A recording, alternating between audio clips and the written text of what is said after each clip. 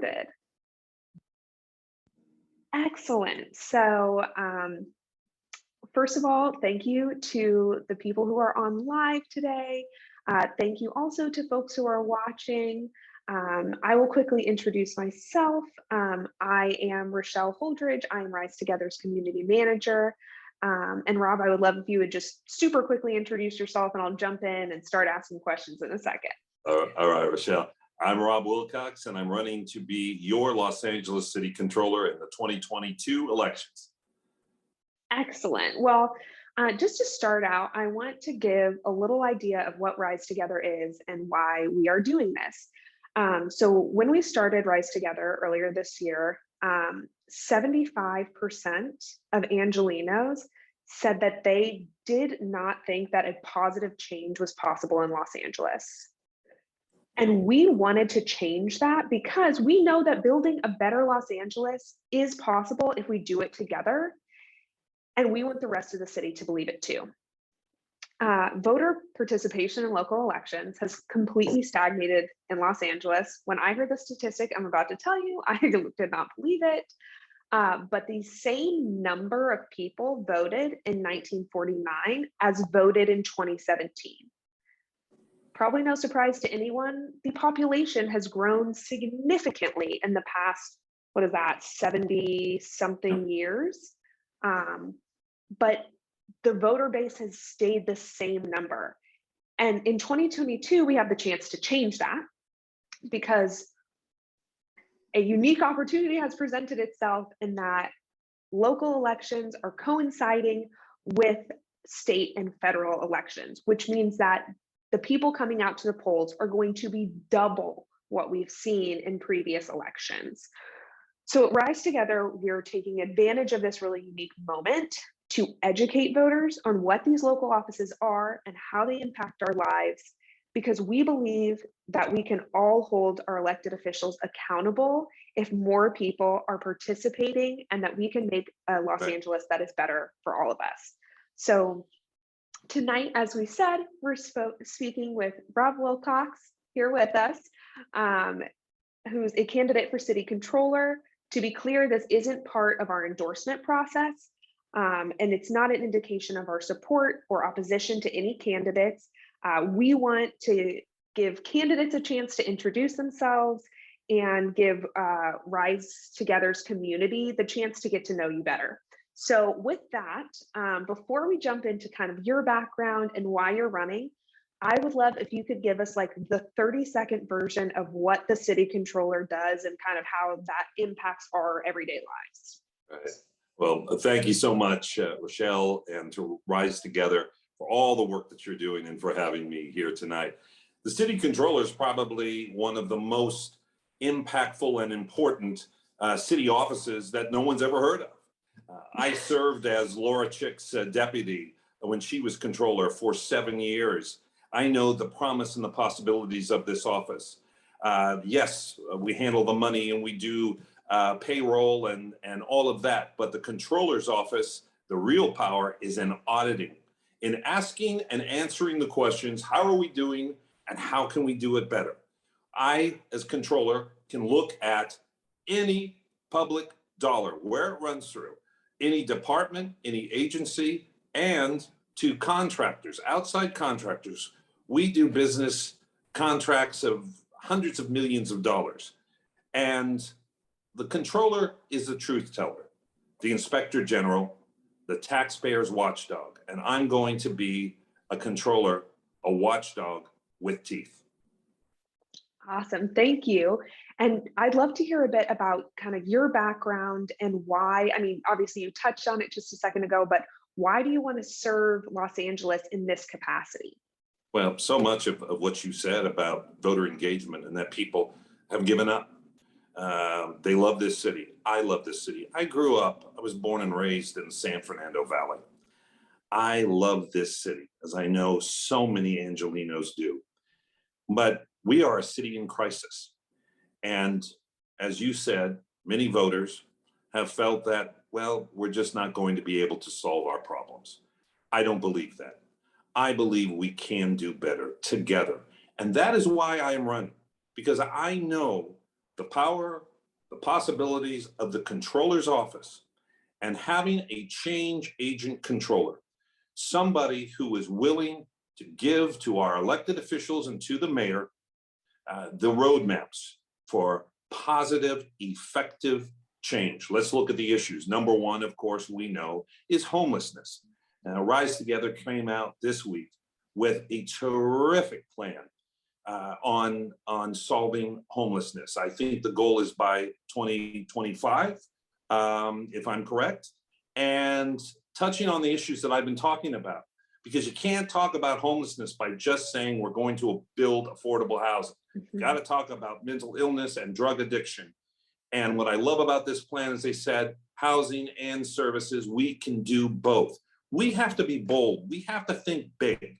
And I will come out with, and using a lot of what Rise Together has in their plan, but I'm going to look at what we're doing now, because we know what we're doing now is not working, and we need a comprehensive strategic plan. And I will look at every dollar that touches homelessness, from sanitation to the LAPD to the LA Homeless Services Authority. I will join with the county auditor to do, because we know that the county is a big part of this, especially with the Department of Mental Health. We'll do a joint audit and we'll present that.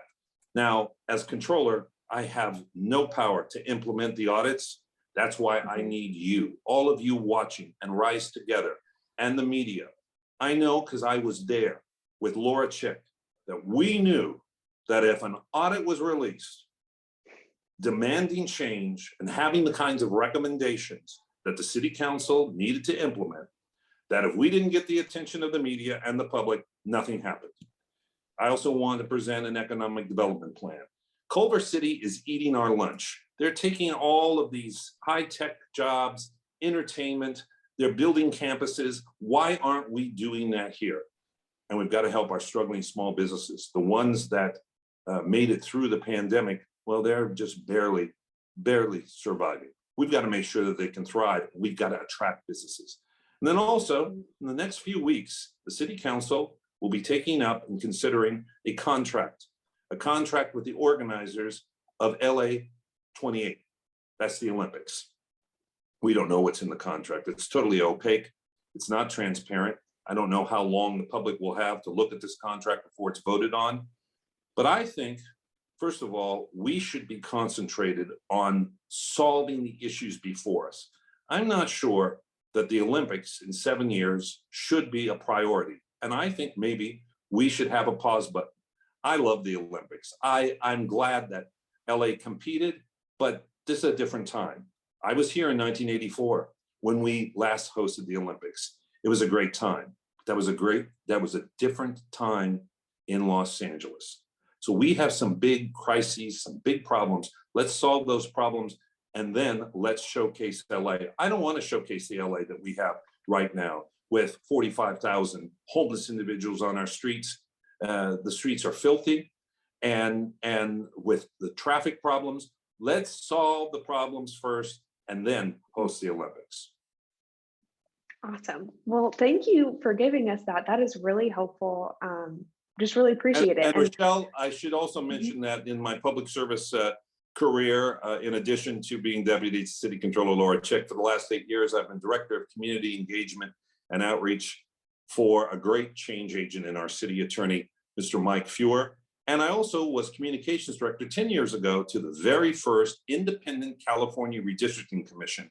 And I hope we'll get to talk about city redistricting a little bit in this. I believe that we need an independent redistricting commission here in Los Angeles. We've seen the charade that has been playing out in City Hall, and it is shameful. Thank you so much again for that. I definitely will hopefully be able to touch on that. For right now, I would love to ask, obviously we have talked about homelessness. Obviously, if you are plugged into, sorry, everybody, my light keeps going out. I will be right back. But obviously we keep talking about homelessness here in Los Angeles. You can't engage with any type of LA politics without talking about homelessness. So obviously, as you kind of mentioned before, the city has spent over $1 billion on homelessness. And yet, Right. if you talk to the average Angelino, if you talk to me, I don't really know where any of that money is gone. And when I look out on the street, I don't see that people are being helped or that things are getting any better. Um, so I think that lack of transparency, Right. and that kind of lack of trust is a big reason why Angelinos feel so hopeless. Yes. How do you think we kind of got to this point? It And was, yeah. how do you want to make it better? Yeah. Well, you bring up some really good points. And this is a crisis that was decades in the making. And it was failed leadership that got us here. And right now, even though taxpayers, the voters, voted to say, yes, tax us, we want to help solve this problem. We'll go to our wallets and we'll contribute to this. And the problem keeps getting worse. There is no sense of urgency. And we have a scattershot approach. It's the city council, district by district, in where they're going to clean up homeless encampments, where they're going to build housing. And that kind of scattershot approach is why I say we need a comprehensive plan, and I'm going to provide it as city controller.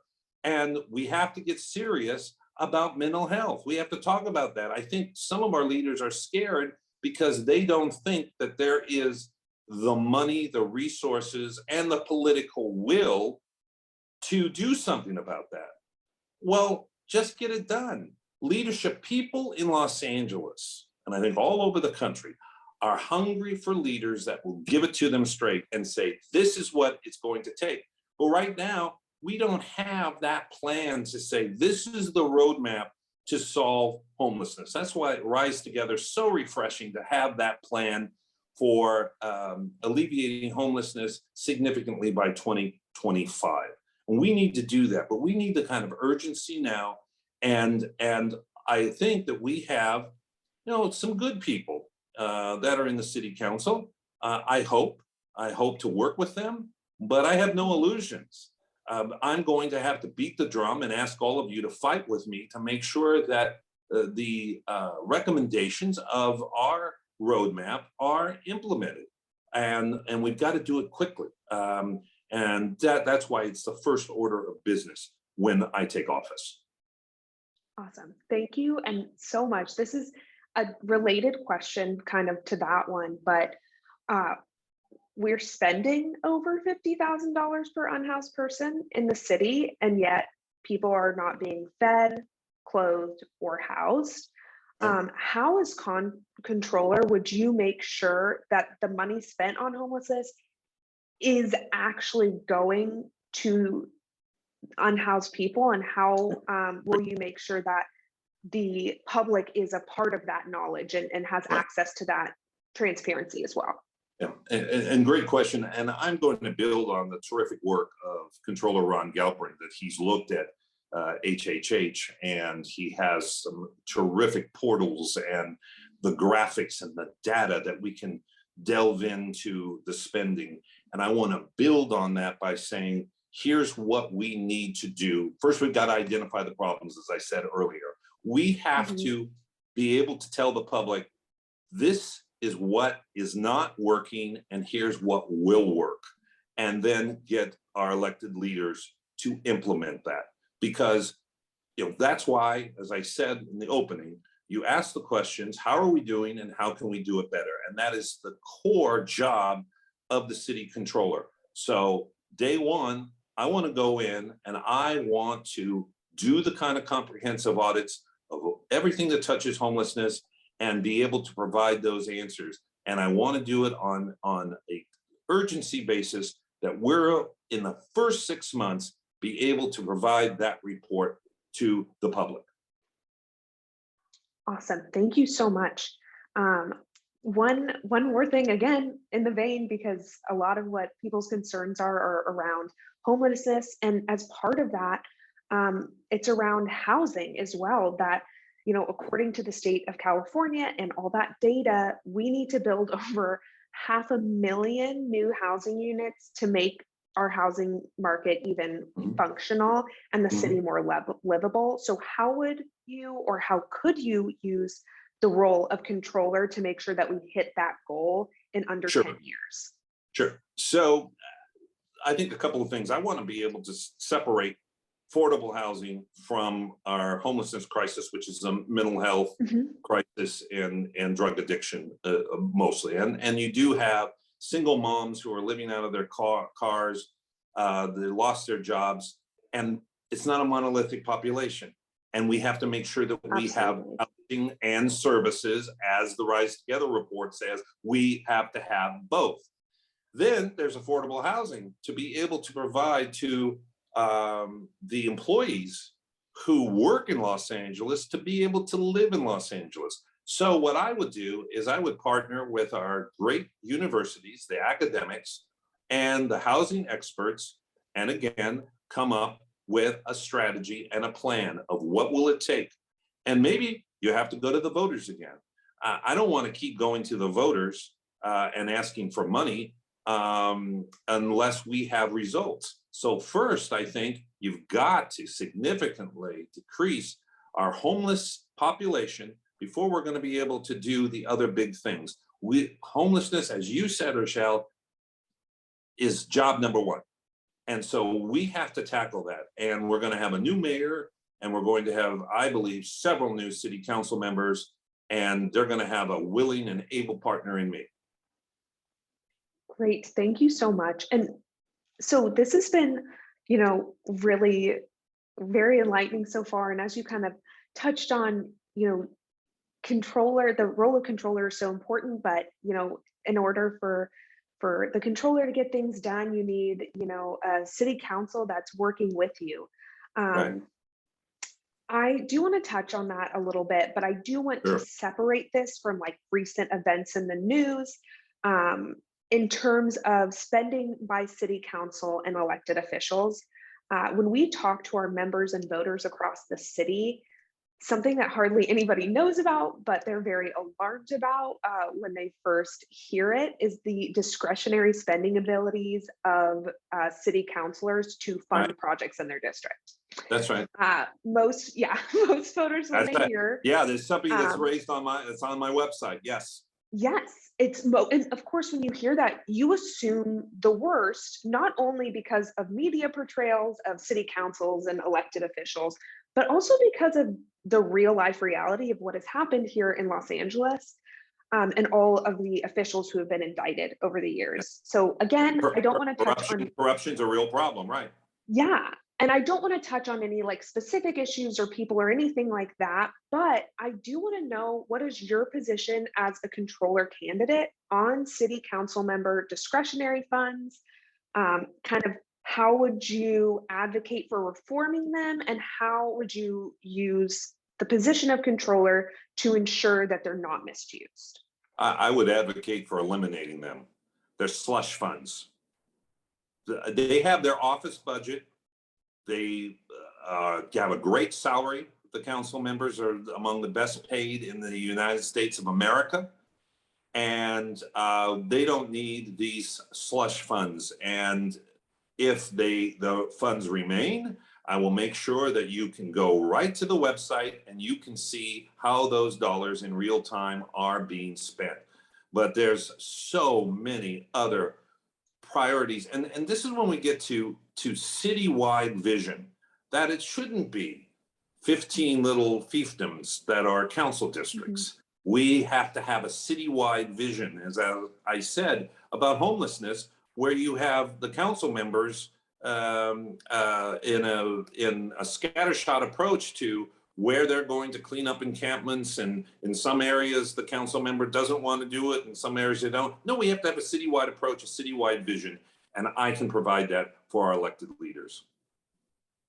Great. Well, awesome. This has been really great. Thankfully, we have a little bit more time. So I kind of wanted to jump in on some of the stuff that you had said earlier, specifically around, economic development and making sure our small businesses um, stay afloat. Yeah. How can you kind of use the role of controller to help bring in or reinvigorate small Sure. businesses? I'll tell you, I'm going to look at best practices of other cities. Mhm. As I mentioned, Culver City, and you can look at, I mean, just look at the example of film production, film and television production, that all of these other states and cities across the nation are saying, come, we're friendly, we want you here. And we're Hollywood, and we're losing to Burbank and to Culver City, and that we should be the high tech capital of the world if we want to be.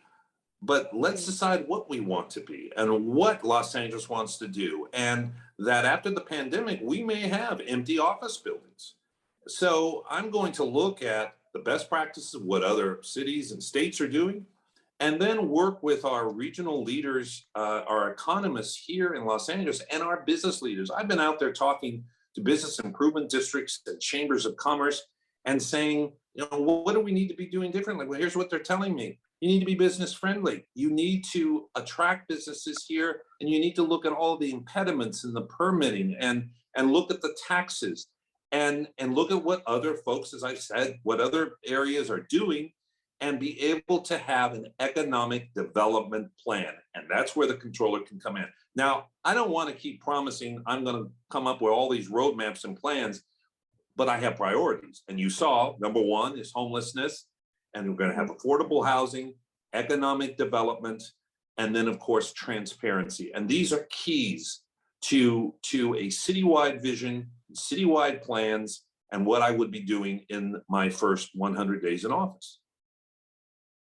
Fantastic. Well, that is so helpful. I know we've drilled on, again, like you said, really important issues like homelessness, like affordability. I would love, and especially going back, public trust and faith in government. Yes. Um, and as I mentioned at the beginning, we are hopefully going to see twice as many voters cast a ballot in these local elections as we've ever seen before. That's right. But it's So still this not is enough. It's still not no, enough no, because 19% came out for the last open mayor's race in 2013, and that's 19%. So we doubled that, and we get to 38%, and that's still not enough. But it's better than it was. But I think of what Rise Together is doing, and hopefully what my campaign and other candidates that are running these grassroots campaigns, that they will excite the electorate, and we'll get much more than that coming out. absolutely. If you could say something, to these voters who are maybe checked out, feeling a little hopeless, what would you say to motivate them to get out to the polls, and even more importantly, to get their friends and family out to the polls as well? Well, as I said earlier, I was born and raised in the San Fernando Valley, was raised by a single mom, and that I love this city very much. And the reason that I'm running for controller is I believe that our city leaders have lost their way in this city council and our mayor, and we can do better than this. Now, if you're watching this and you're kind of giving up hope, hope is on the way, but we need to do this together. So we need you to turn out, and we need you to vote, and I need you to support good candidates, and I hope that you will help me. One of my opponents is a city council member, incumbent. He's being able to raise hundreds of thousands of dollars. I can't do that. I have to do this by grassroots, and luckily with public matching funds. But those $5 and $10 donations mean a lot. But I won't have the endorsements of the City Hall insiders or big business. I'm going to have to rely on you, and I need you. And if you believe that LA is on the right track and the status quo is okay, then I'm not your candidate. But I don't think you believe that. You believe that we are a city in crisis. But I know you agree with me. We can and we must do better than this. And it begins with this election in 2022. I believe the most consequential LA city election in the last 50 years.